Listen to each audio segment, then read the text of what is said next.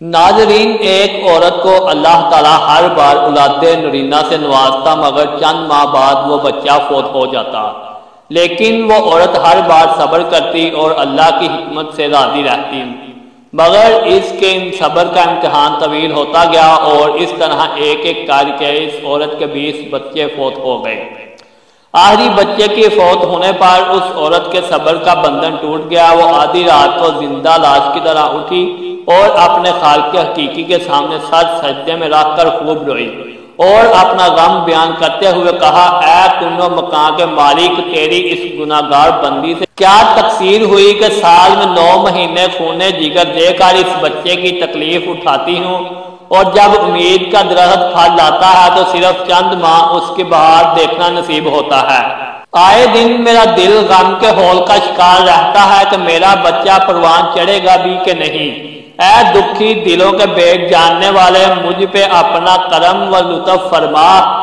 روتے روتے اس عورت کو اونگ آ گئی۔ خواب میں ایک شگفتہ بہار باغ دیکھا جس میں وہ سیر کر رہی تھی کہ سونے چاندی کے اینٹوں سے بنا ایک محل نظر آیا جس کے اوپر اس عورت کا نام لکھا ہوا تھا۔ بغات اور تجلیات دیکھ کر وہ عورت خوشی سے بے خود ہو گئی۔ محل کے اندر جا کر دیکھا تو اس میں ہر طرح کی نعمت موجود تھی اور اس کے تمام بچے بھی اس محل میں موجود تھے جو اسے وہاں دیکھ کر خوشی سے جھوم اٹھے تھے۔ پھر اس عورت نے ایک غیبی آواز سنی کہ تو نے اپنے بچوں کو مرنے پر صبر کیا تھا، یہ سب اس کا اجر ہے۔ خوشی کی اس لہر سے اس کی آنکھیں کھل گئی۔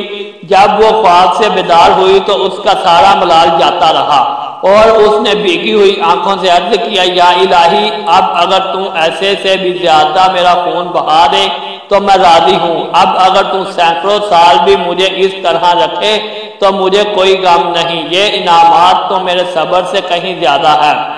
ناظرین، اس تحریر سے انسان کو یہ سبق ملتا ہے کہ انسان کو ہر حال میں صبر کا دامن تھامے رکھنا چاہیے، کیوں نہ کہ یہی چیز انسان کو اللہ کے قریب کرتی ہے۔